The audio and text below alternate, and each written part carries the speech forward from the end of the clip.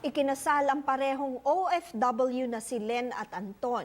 Si Len ay nakabase sa Singapore at si Anton ay sa Qatar. Umuwi lang sila dito sa Pilipinas upang magpakasal at matapos ang ilang buwan ay nagsibalik na sa kani-kanilang mga trabaho sa magkaibang bansa.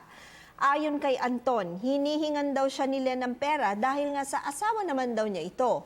Ayaw daw niya magbigay ng pera kay Len dahil wala pa naman daw silang anak. Anton, ayon nga sa Article 68 ng ating Family Code, may obligasyon na mag-asawa na suportahan ang isa't isa. Sa Article 17 nito naman, sinasabi na pareho kayong may responsibilidad sa expenses ng inyong pamilya.